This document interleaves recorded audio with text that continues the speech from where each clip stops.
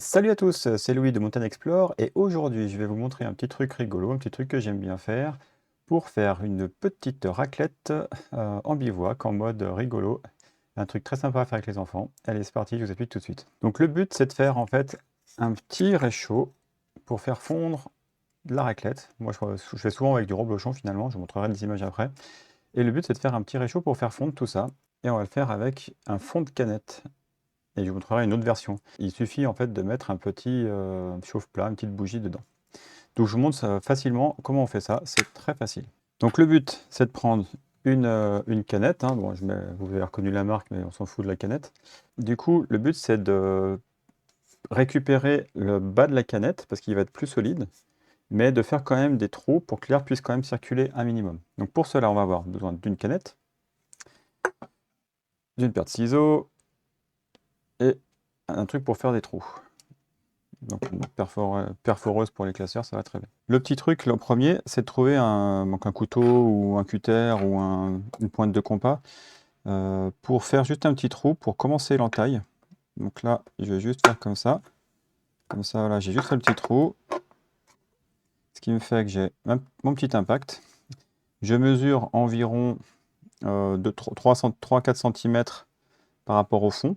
Il faut quand même qu'il y ait une certaine hauteur pour que ça puisse fonctionner. Ensuite, j'insère tout simplement les ciseaux dans le trou que j'ai fait. Donc je pivote un petit peu et je commence à découper. Il n'y a pas besoin d'être hyper précis au début. Donc bien sûr, il faut bien avoir vidé la canette avant, l'avoir rincée et l'avoir laissé un peu égoutter quelques temps pour pas qu'il y ait trop d'eau quand vous faites tout ça. Ensuite, en fait, quand on découpe, on va voir qu'on va avoir des bords qui sont un petit peu tout ébréchés. Là, j'ai fait vraiment très rapidement. Le but, c'est de redonner après un coup pour que ça soit plus lisse et que ça soit à plat.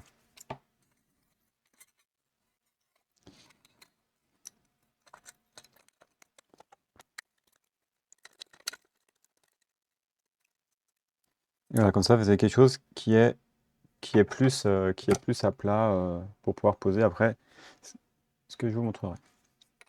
Ensuite, c'est très simple. On prend la petite perforette et on va faire des trous. Donc le but, c'est de les faire pas trop au bord pour pas que ça limite la structure, mais qu'on les fasse à peu près à ce niveau-là. Donc on regarde. Hop. Après, ça dépend aussi de la perforette, ce qu'elle peut faire. Là, je suis au max et ça va pile poil.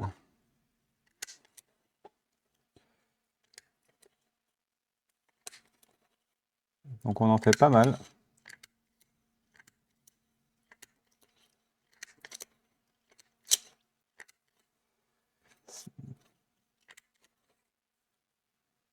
Voilà, on a un certain nombre de trous. Pas besoin d'être très régulier, pas besoin d'être très précis. Le but, c'est qu'il y en ait suffisamment. Donc, je monte un peu à l'intérieur à quoi ça ressemble. Voilà, le but, c'est de faire ça. Une fois qu'on a ça, on a la structure. L'avantage de garder le fond, c'est que ça va rigidifier le truc. Et puis, en fait, quel que soit le sol, ça va pas être trop embêtant. Ensuite, une petite étape, c'est d'enfoncer l'intérieur, qui est bombé au milieu. Là, il suffit d'appuyer fort avec les pouces. Hop, et comme ça, on peut prendre sa bougie, la poser à plat, et du coup, elle tient bien à plat. Et ensuite, une dernière étape, c'est de prendre une feuille de papier d'alu. Donc moi, ce que je vous conseille, c'est vous pouvez en faire plusieurs en fait en même temps. Vous pouvez faire pour un réchaud, faire en fait 2 plaques de feuilles de papier d'alu, et par exemple, au moins doubler le papier. Donc en fait, ce qu'il faut comme taille, c'est faire un carré, on va dire, de 15 cm sur 6 cm, pour que ça couvre la largeur du réchaud, mais que vous ayez plus d'un côté et de l'autre pour pouvoir ensuite manœuvrer, manipuler le papier. C'est sur ça qu'on va mettre le petit reblochon, le petit fromage pour faire fondre. Et après, pour pouvoir le prendre et le sortir, ça sera quand même bien pratique d'avoir un truc qui soit plus large pour ne pas vous brûler les doigts. Donc, le but, c'est de faire une feuille Donc c'est vraiment, vous pouvez y aller sans trop vous poser de questions sur les centimètres. En gros, ce qu'il faut, c'est qu'il y a au moins double épaisseur. Et puis typiquement, là, la longueur, elle est comme ça, elle est très bien. Donc là, on a 15 cm ici. Et puis, on va doubler. Donc on va faire comme ça. Tac. Voilà. Et là, on a une bonne distance. Voilà. Donc là, j'ai à peu près la taille qui m'intéresse. Un petit peu plus large que ce que je voudrais. Mais c'est fait exprès. C'est pour replier les bords. Comme ça, je replie les bords pour faire quelque chose qui soit vraiment costaud sur le bord. Parce qu'en fait, quand vous avez juste une épaisseur, le papier peut vite se déchirer. Ça se déchire assez facilement, l'aluminium. Vous voyez, donc, alors que quand vous doublez, voire même le bord, vous pouvez le quadrupler, on va dire. Et là, à ce moment-là, là, vous voyez, j'ai une bande en fait ici. Et du coup, là, ça devient beaucoup plus solide sur les bords. Je fais ça de partout. Donc voilà, le but, c'est d'avoir une petite feuille comme ça. Donc 5-6 cm de large sur une quinzaine de centimètres de hauteur. Et comme ça, on peut venir recouvrir comme il faut. On peut venir recouvrir intégralement le petit réchaud. Et on a de la place à gauche et à droite pour venir manœuvrer. Et ensuite, le petit truc, c'est que quand on va venir poser le fromage, le but, c'est d'avoir suffisamment de hauteur pour pouvoir un petit peu enfoncer, faire une sorte de trou, comme là, comme ça, pour pouvoir poser, que le fromage reste bien dans cette zone-là, pour ensuite venir manœuvrer. Et plus vous avez de hauteur, plus ça vous laisse de la marge pour ça. Sinon, ça va venir toucher la flamme va venir toucher le dessous, ce qui peut être un peu embêtant. C'est embêtant, mais sans plus, c'est pas très gênant. Pire, ça viendra un petit peu noir dessous, il faudra faire gaffe de ne pas trop salir les doigts. Après, la deuxième méthode, c'est de faire des réchauds tout simples comme ça. Pour ça, c'est tout bête. Il suffit de refaire une autre entaille. Hop, je mets ça de côté.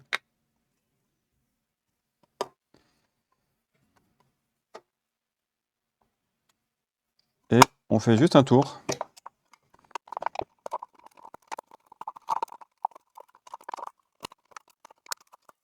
Et de la même manière, on vient lisser tout ça pour pas se faire mal aux doigts quand on va manipuler ça.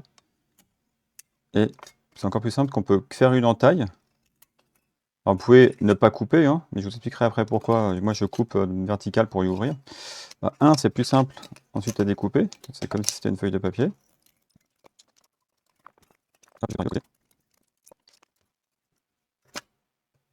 Et là, on se retrouve en fait avec notre petit anneau ouvert. Et à ce moment-là, il n'y a plus besoin de faire de trou. En fait, quand on est juste comme ça, en fait, c'est l'ouverture ici qu'on va pouvoir régler et qui permettra de faire rentrer l'air qui est nécessaire pour que la bougie puisse continuer de fonctionner. Si vous êtes comme ça tout fermé avec le papier d'alu dessus, ça va étouffer la flamme de la bougie et du coup, ça va rien chauffer. Moi, personnellement, j'aime bien cette méthode-là parce que déjà, elle est plus facile à faire, elle est plus sympa. Il faut juste que le sol dessous soit quand même suffisamment dégagé, qu'il n'y ait pas trop d'herbe ou de choses comme ça. Par rapport à la version avec le fond. Mais celle-là, elle est plus simple à faire, il n'y a pas besoin de faire les trous. C'est avec les trous, faut quand même faut faire plusieurs essais, vous verrez en fonction de comment vous préférez que la flamme fasse. Faut quand même une certaine hauteur. Comme ça, c'est pas mal. Enfin, voilà. Après, à peu près tout fonctionne, hein, c'est à vous de vous adapter. Mais l'avantage de celle-là, qu'en fait, on peut en avoir un, on peut en avoir deux, hop, on peut en avoir trois. Et on va les cumuler comme ça. Hop, puis 4, 5, enfin voilà, on peut en avoir tout plein. Et après, à transporter, vous pouvez juste venir empiler une bougie, 2 bougies, 3 bougies. Vous faites tout ça. Et en plus, ça pèse 1 gramme. La bougie, elle pèse à peu près 9 grammes. Donc en fait, pour faire votre petit truc, en gros, vous avez votre petit réchaud à 10 grammes. C'est très simple, il y a juste à allumer, il n'y a pas d'alcool à gérer ou ce genre de choses. Franchement, c'est super pratique, ça tient toute une soirée pour pouvoir faire fondre du fromage et c'est vraiment sympa. Faut mettre des petits bouts de fromage et puis je vous montre ça sur des petites images, c'est vraiment sympa. Une petite canette découpée avec des petits trous et une bougie, on met par-dessus le truc d'aluminium. On creuse un tout petit peu pour que ça puisse mettre le fromage.